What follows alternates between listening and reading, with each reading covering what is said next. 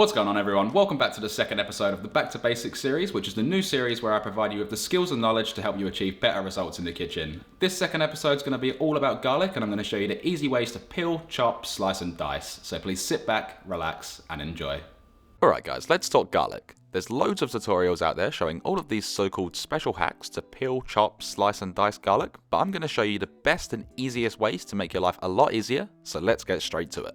The first thing that needs to be done is breaking up the head or bulb of the garlic to separate the cloves. To do this, simply place the head or bulb of the garlic onto its side and using the palm of your hand, push down to firmly separate the cloves.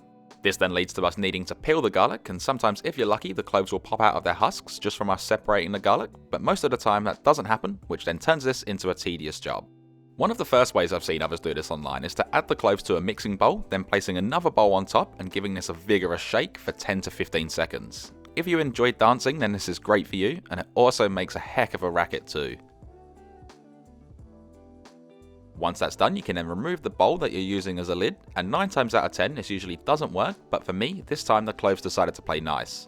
I will also say that when I added my cloves, their husks were already quite loose, so that's why they came off a lot easier. However, if your cloves are really hard, this method will more than likely not work for you. Another way I've seen is to place the garlic onto a plate or microwave safe bowl and then place this into a microwave, and I'm going to say straight away, please don't ever do this if you have any respect for food. They then ruin the garlic for 20 seconds waiting to hear cracking or splitting noises, which can then be removed. Once that's done, the garlic is then peeled, which yes, I do agree, some of the husks do come off easily, but the cloves themselves are then ruined. They're all squishy and feel like an eraser that you use for a pencil. They're also very inconsistently cooked, which also has ruined their flavor profile and ability to achieve the best flavor result. So again, please don't use this method, and in my opinion, it's lazy and also more time consuming than it needs to be. Okay, so now let's do it properly with the best results. The first thing that needs to be done is to remove the woody tip or the root of each clove. All that needs to be done then is to peel the husk very gently back towards the tip of the clove, and if you're gentle, it will peel off in one single motion.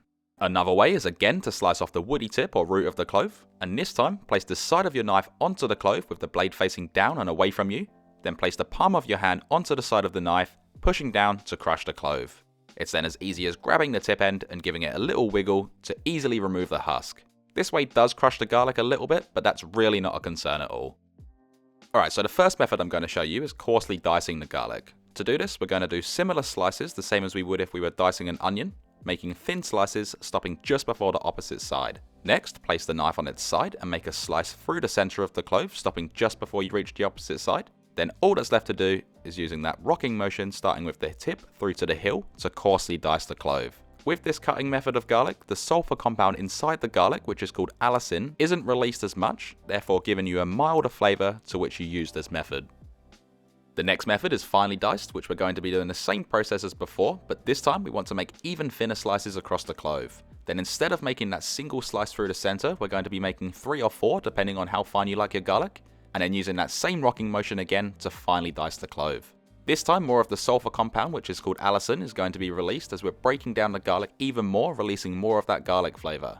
Also make sure to trim up that end piece just so it's consistent with the rest.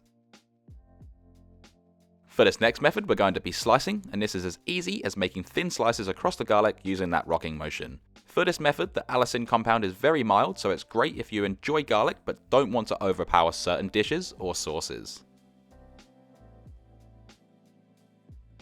Then this last method is my favourite, which is mincing. Simply run a garlic clove across a fine microplane, which then creates a nice smooth paste, and you can also use a grater or a garlic press for this method. This way also releases the most amount of allicin, therefore creating a very strong, delicious flavour.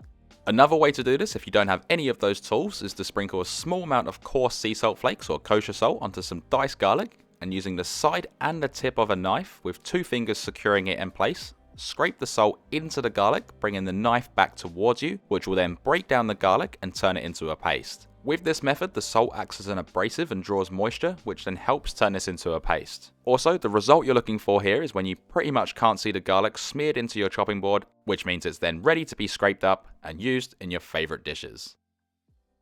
So that's it, the quick and easy ways to peel, chop, slice and dice the garlic. If you enjoyed this video, be sure to smash that like button and consider subscribing along with hitting that bell notification next to it so you never miss when I upload.